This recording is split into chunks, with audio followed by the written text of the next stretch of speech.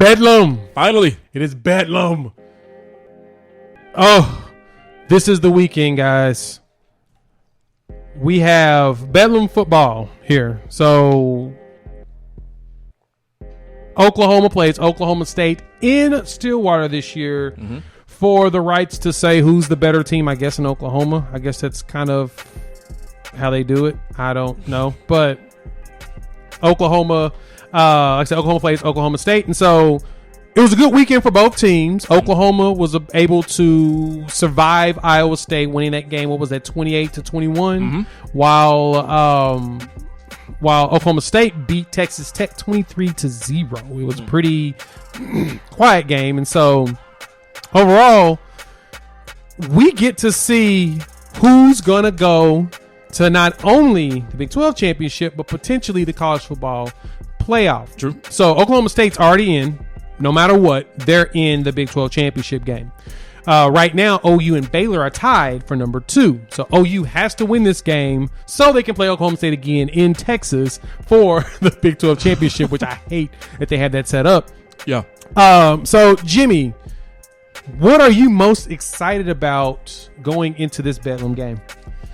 You know, it sounds pretty generic to say it this way, but I'm most excited about whether or not Mike Gundy can actually beat Lincoln Riley. Because in this game so far, Lincoln Riley is 4-0 against him. Since he's been the head coach, he has not lost to Mike Gundy in this game.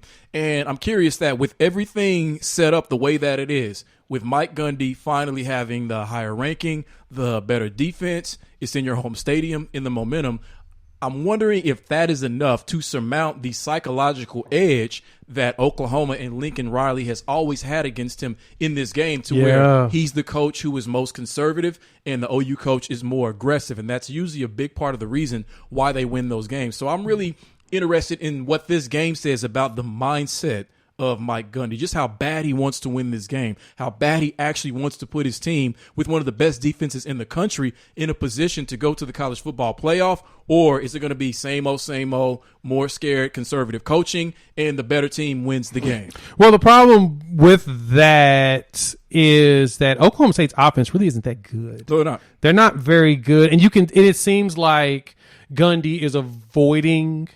It's like he doesn't want his offense on the field. hurry up. Get out. Get the defense on there. So the defense can go out there and do their thing, get points, and do. It's like Georgia to me. The way Oklahoma State is set up is similar to Georgia. Like Stetson Bennett is not a bad quarterback, but he's not great. Yeah. He's just there. Yeah. He does enough. He functions on a team just like this. He needs a really good defense behind him. Exactly. And same thing with Oklahoma State. I don't know what it is with Sanders this year, but he has 500 more passing yards than Spencer Rattler.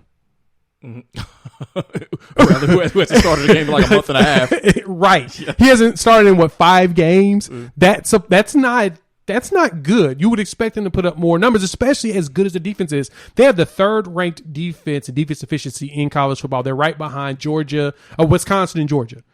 So defensively, Oklahoma State's ridiculous. This is probably the best defense I've ever seen out of a school in the Big 12, period. So shout out to the defensive coordinator there. I can't think of his name off the top of my head, but fantastic job. I'm so glad to see that Oklahoma State has been able to produce that, to the point of the committee loves them going into the playoff. They kind of want to see them there. They think that they can produce something that Oklahoma couldn't do, which is a W for the Big 12.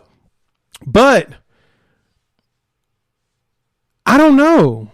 I guess the thing that bounces me out, like I put it like this, I'm going to tell y'all straight up. I'm taking Oklahoma State -4 in this game. I'm gonna go ahead and just throw all my money on the spread on that. I'm probably gonna go balls deep into this game. I'm putting my money on Oklahoma State, mainly because even though I feel like OU's defense is better than Oklahoma State's offense, the way OU's offense has been regressing, that OSU defense should cook them. To that point, what happened in that Iowa State game? Like, I didn't get to watch it because I was working, but I was looking at the scores, saw that they won and everything. But when I looked at the box score, 8 of 18 for 87 yards, a touchdown and a pick for Caleb Williams. What was that? He looked like a freshman. He looked like a true freshman, like I warned everybody about. I was texting with a couple buddies about that, and they were like, dog, you was right on that. You was right. Yeah. That was the thing I feared. Like, I love having Caleb go in there, but to be honest, I don't know if Spencer would have done better because the offensive line just isn't that good for OU this year. They're not that good. Now, they was putting enough pressure on him to where he just wasn't playing good. That's all it was.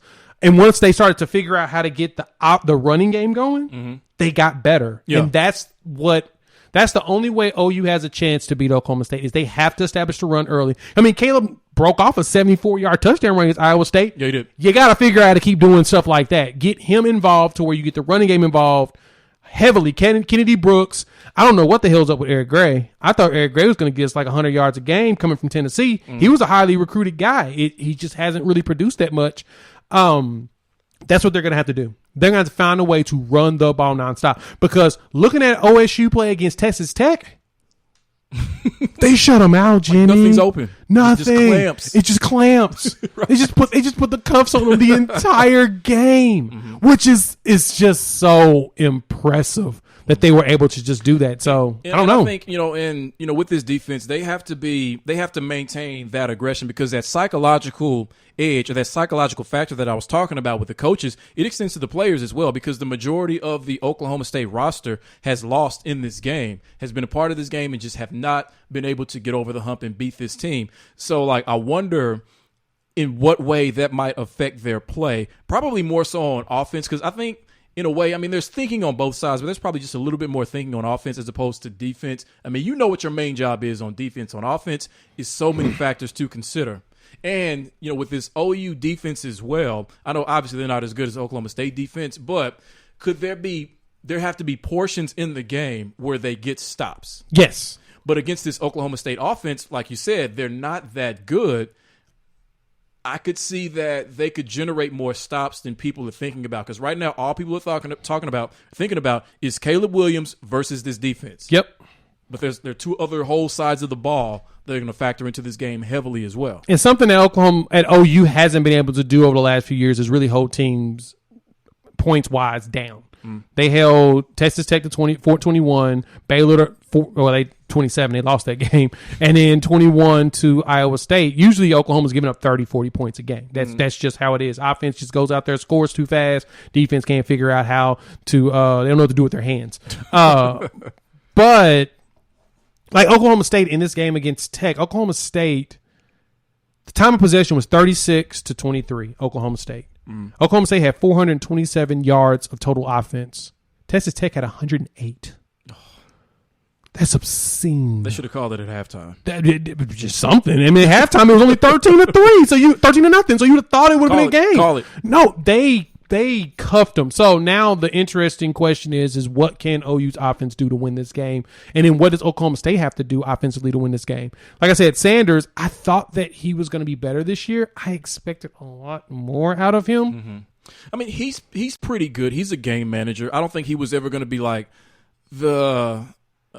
assuming that Oklahoma State has had some really good quarterbacks. Maybe that didn't have NFL success, but if that's what the expectation was of Spencer Sanders, and that notion should have been dispelled long ago. But I think he is a good game manager. He's got good running ability. He made a few throws in this game. I watched the majority of this game too at night. So he's a decent quarterback. It's just a matter of, can OU fight fire with fire? Can the way that the Oklahoma State defense is going to attack them, can their defense attack Spencer Sanders? Because when you think about it, who on the Oklahoma State offense should they be afraid of? Maybe, is it Warren, the running back? Yeah. Maybe him, but outside of that, you should be motivated to be aggressive.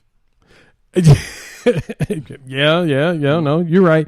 Dominic Richardson is usually their main guy, but Jalen Warren is also, he had like 12 carries in that game. So, you're not wrong. It's just, how much faith do you really have in OU going against this defense? Like, a couple weeks ago, we talked about OU versus the Georgia defense. The OU offense versus the Georgia defense, which I thought would have been great because OU's offense was just clicking and clicking. But like I said, they have regressed so badly over the last couple of weeks that I'm just like, now at this point, I've definitely ate crow and put my foot in my mouth. I don't know what the hell I was thinking when OU's offense is clicking, they are a force to be reckoned with. Yeah. Can they get back to clicking when they go into this game? They have to, but that's really going to depend on Lincoln Riley. Like this has to be one of the best coaching jobs outside of the playoff games he's been in. This has to be the best regular season coaching job that he's ever done. He's truly got to elevate his play calling, his adjustments, his aggression, knowing when to be aggressive and when not to be, and being willing to rely more on the run, because it seems like offensively the strength of that team is the run. Yes. So you got to get comfortable with running on 3rd and 3 as opposed to passing, because it's not just about picking it up. It's sending a message to that defense on the other side that you can match their intensity, that they want to hit you or we want to hit you too on offense. Hit you dead smack in your mouth. Right. But let's see if OU can pull it off. I like I said, my money will be placed on Oklahoma State -4. And I'm going. Well, if it makes you feel more confident, my money is on OU +4, so that should make you feel pretty good. Because if last weekend is any indication of what my betting prowess has been like this year, then that should make you feel pretty good. That's a good point. Hopefully your Frozen 5 is much better, which I'm going to talk about that We'll get to that in a second.